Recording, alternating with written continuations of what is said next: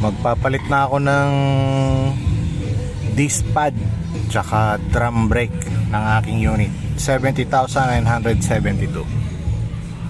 So ito na yung level niya.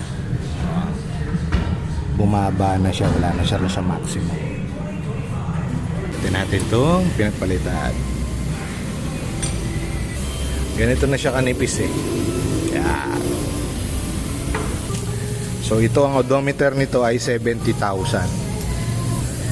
So kailangan papalit nyo lang talaga genuine. Ayan.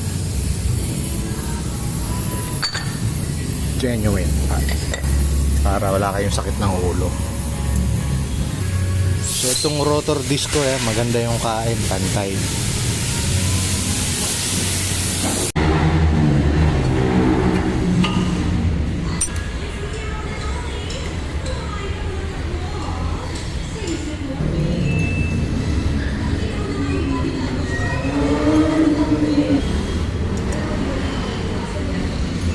Saka mo siya ngayon babalik.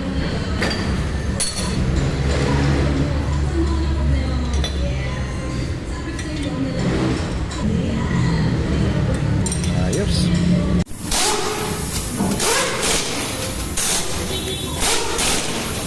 Ito ngayon yung likuran.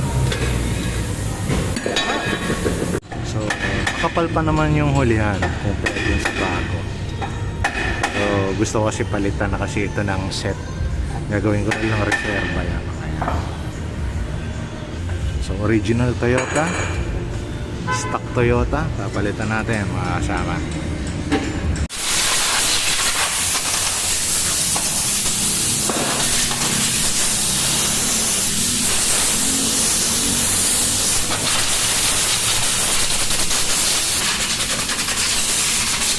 Yan na yun.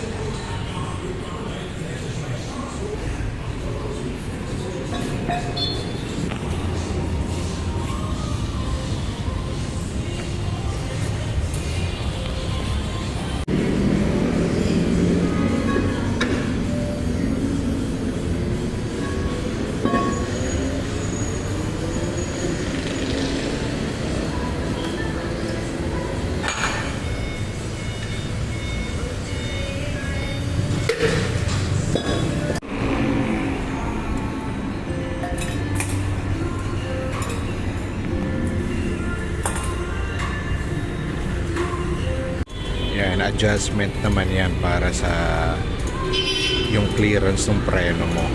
Ayan. Tapos kakabit natin yung hub uli. Siyempre lihahin muna natin. Liha. Ayan.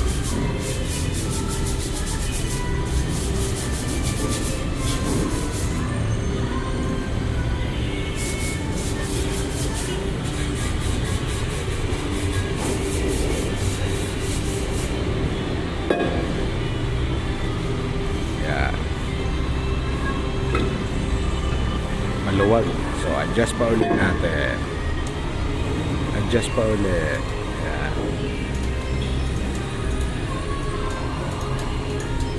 So ayan, adjust ulit yan para bumuka. Ayan. Adjustment po ulit yan para bumuka. Ayan. Okay, babalik ulit natin yung hub. Papaikutin natin para mag-feel natin yung kagat. Okay.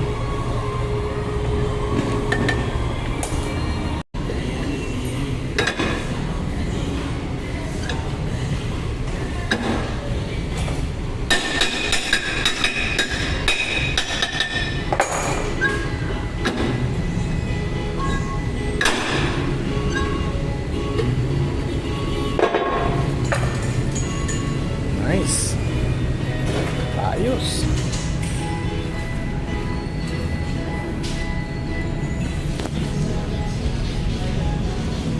So ayan na, adjustment, okay. Clearance, okay na.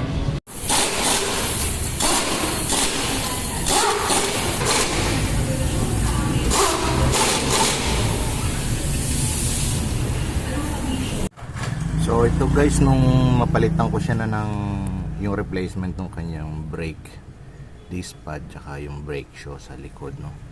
Dati ang fluid niyan hanggang dito lang, to mababa. Ayan, nilagyan ko ng marks yan. Nung mapalitan ko na siya, replacement ng disc brake pad sa harap tapos brake shoe sa likod. So nag back to normal uli yung level ng fluid.